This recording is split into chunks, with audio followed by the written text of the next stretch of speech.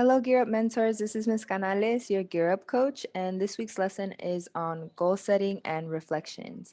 So, we're going to talk about making SMART goals to help your academic profile.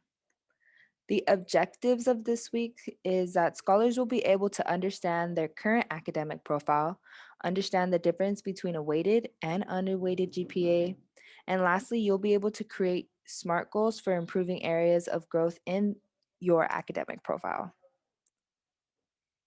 So at this moment, I would like you to just take a second, recall a time you set a goal for yourself, and think, did you meet your goal? Why do you think you met this goal? Or did you fail to meet your goal? Why do you think you failed to meet this goal? It's really important for us to have this discussion and get in the mindset of being reflective of our past. Hopefully, this lesson can gear you guys towards making better goal settings, reflections, and understanding ultimately the academic profile.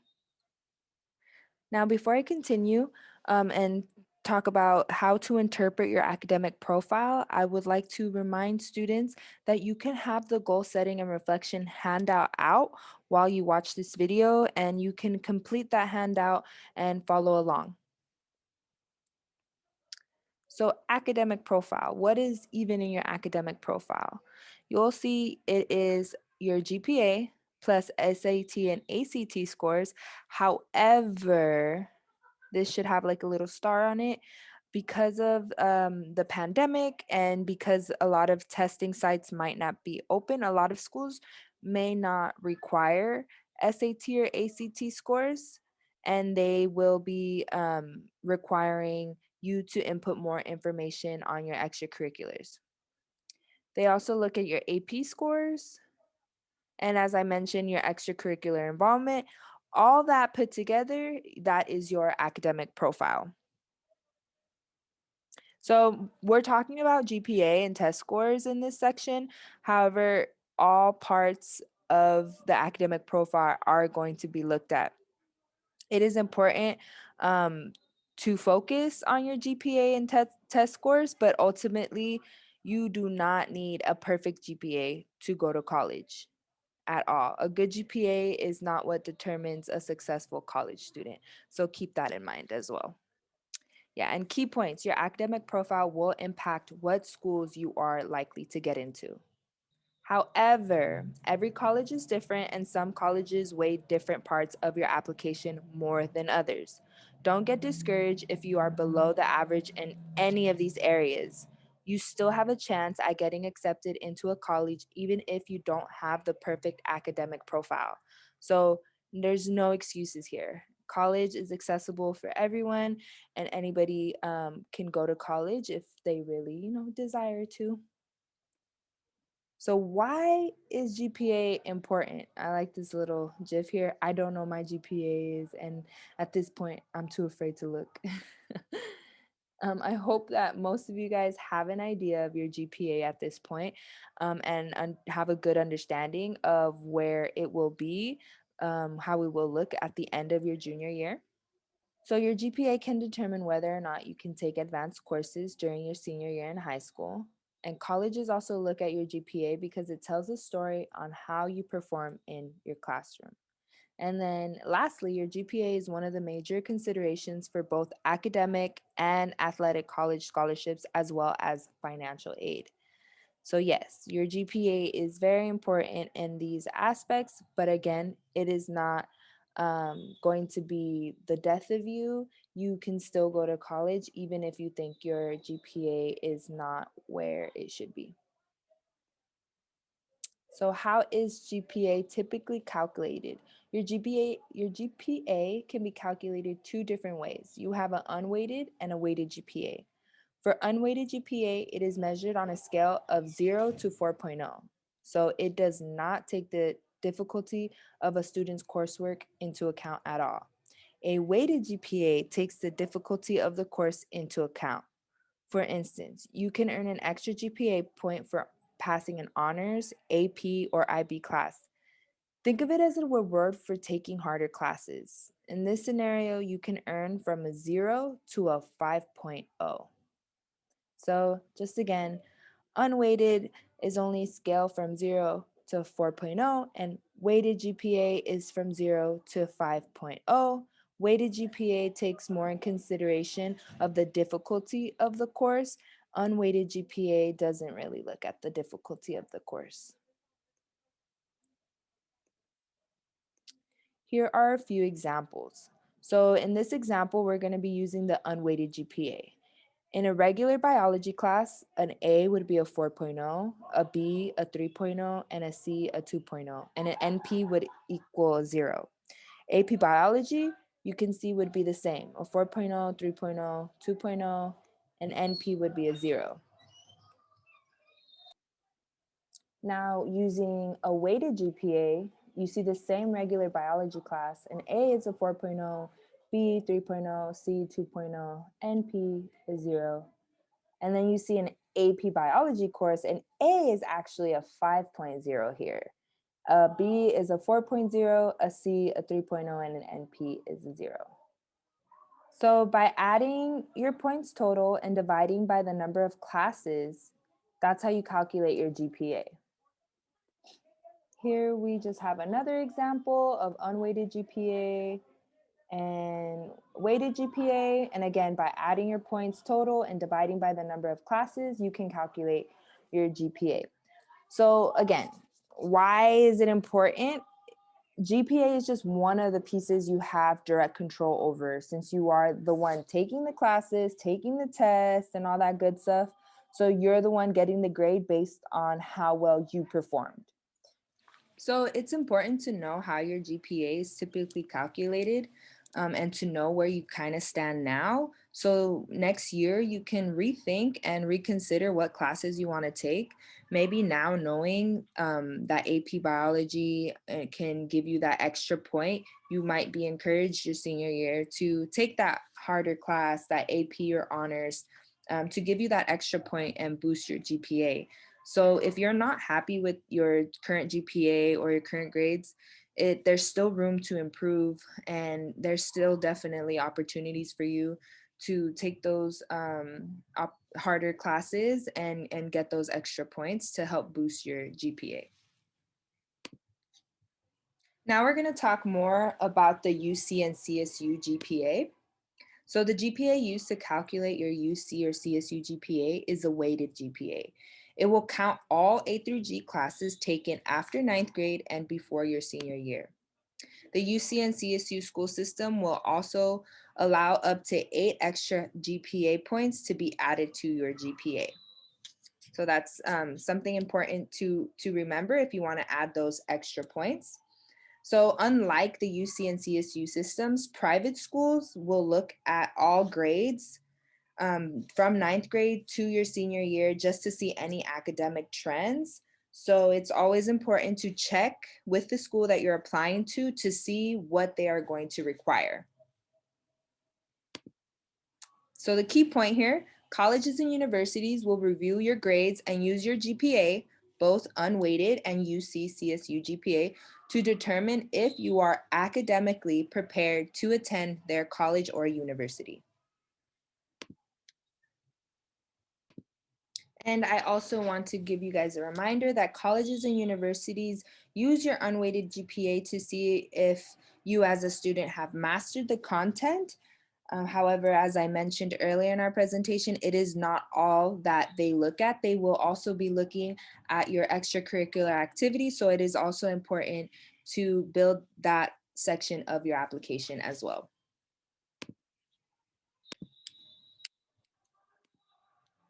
So where are you? Sneak peek. So if you're not sure what your GPA is, you can actually access your academic profile through your college toolkit.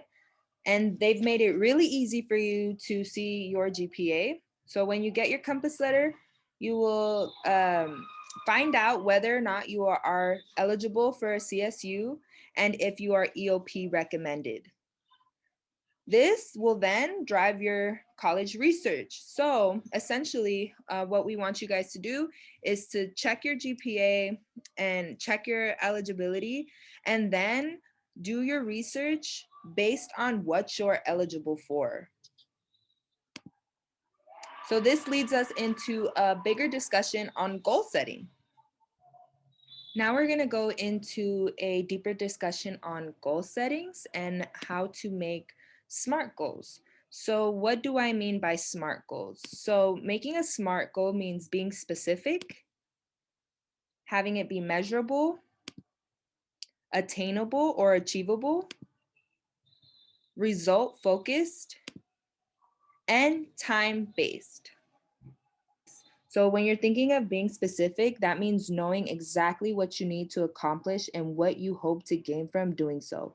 Whether it's simply finishing a paper, writing a personal statement for an internship or scholarship application, or finishing some research for a large project. Measurable, that means making sure you can easily evaluate whether or not your goals was met and how beneficial it ultimately was to you. Achievable, that means be realistic when you're setting goals. This can help you avoid missing deadlines and getting behind, as well as giving you a more accurate overview of how much time you have to invest in other tasks throughout the week. Being result focused is having very clear, distinct outcomes for meeting your goals and holding yourself to them. Then lastly, being time-based or time-oriented, set a deadline for each goal or for more complex tasks with multiple steps. Also establish deadlines for each major stage of the process. For example, if you have an essay and you only have a week to do it, be active and set dates for yourself. So you want by Tuesday, I want to have my first draft done.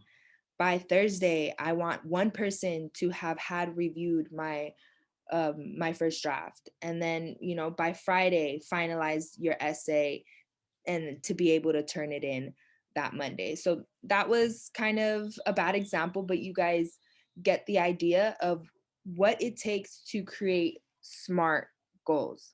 So the key point here is the ultimate goal of the compass letter is for students to create a college match list that consists of reach, target, and safety schools based on their current academic profile and personal college fit. Now let's just go over a few examples of what SMART goals are. So is this SMART? I will join more clubs after school. So seems non-specific to me, and it doesn't seem to be very measurable. And I also don't see this being result focused. So I would say this is not a SMART goal, and I hope you guys listening also could assume that this is not a SMART goal.